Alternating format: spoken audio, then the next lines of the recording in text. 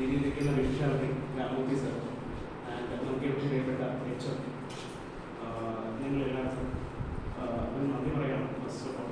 കാരണം ഇതുപോലൊരു പ്രോഗ്രാം ഇത് സെക്കൻഡ് ടൈമാണ് ഞാൻ ഈ ആക്ടിംഗ് ബ്രാഞ്ചിൻ്റെ ഭാഗമായിട്ട് കണ്ടക്ട് ചെയ്യുന്നത്. കേരള നിങ്ങൾക്ക് എല്ലാവർക്കും അറിയാമല്ലോ 1906 സ്റ്റാർട്ട് ചെയ്ത് അന്ന് പോലെ ഇന്ന് വരെ ആ ഒരു പർട്ടിക്കുലർ ടോപ്പിൽ നിൽക്കുന്ന ആദ്യത്തെ 4 ബ്രാഞ്ചസ് എടുത്ത് കഴിഞ്ഞു. അതിൽ ആദ്യത്തെ 4 സ്ഥലങ്ങളിലൊക്കെ കേരള ബാങ്ക് നിലനിർത്തിക്കൊണ്ട് തന്നെ ഇരുന്നിട്ടായിരുന്നു. From 1906 from late induce 5% industry. ആ ഒരു സമയം മുതൽ കേരള ബാങ്ക് മെയിനായിട്ട് കോൺസെൻട്രേറ്റ് ചെയ്യുന്നത് നമുക്ക് എഡ്യൂക്കേഷനിലൂടെ എംപവർമെൻറ്റ്.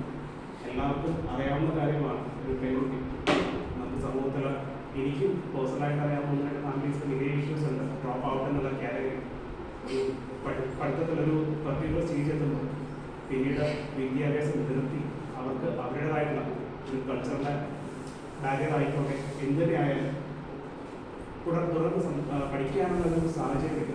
ഇതൊക്കെ എന്താ പറയുക മാനേജ്മെൻറ്റ് കൃത്യമായിട്ട് മനസ്സിലാക്കിയ സമയത്താണ് നമ്മൾ കേരള വിദ്യാജ്യോതി എന്നുള്ള സ്കോളർഷിപ്പ് സ്കീം ഇൻട്രൊഡ്യൂസ് ചെയ്യുന്നത്.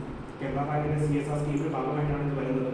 ഇതിൽ നമ്മൾ എന്താ ചെയ്യുന്നതെന്ന് വെച്ച് കഴിഞ്ഞാൽ എല്ലാ girls students especially focus area ഉണ്ട് SC അല്ലെങ്കിൽ ST സമൂഹത്തിലെ ഏറ്റവും പുറകെ നിൽക്കുന്ന ആ ഒരു ടൈപ്പ് സ്റ്റുഡൻസിനെ നമ്മൾ കുറച്ചുകൂടെ ഏതെങ്കിലും സ്കോളർഷിപ്പ് എന്നുള്ള ലെവലിൽ കൊടുത്ത് അവർക്ക് ഉന്നമനത്തിന് വേണ്ടിയിട്ട് നമ്മളാ കഴിയുന്ന സഹായം എന്നുള്ള നിലയിൽ തന്നെയാണ് ആൾമോസ്റ്റ് 4000 crores ആണ് കേരള ബാങ്ക് എവറി ഇയർ ഈ ഒരു പർട്ടിക്കുലർ സ്കോളർഷിപ്പിന് വേണ്ടി വകയിരുത്തുന്നത്.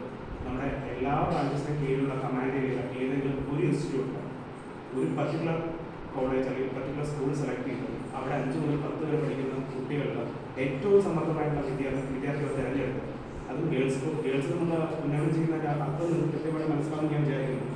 കാരണം നമുക്ക് ബാക്കിൽ എംപവർമെൻറ്റ് എളുപ്പത്തിൽ നമുക്ക് നടത്താൻ പറ്റുന്ന പെൺകുട്ടികൾ പഠിക്കുന്നതാണ് ഏറ്റവും നല്ല സമൂഹ സേവ എന്ന് നമ്മൾ വിശ്വസിക്കുന്നു.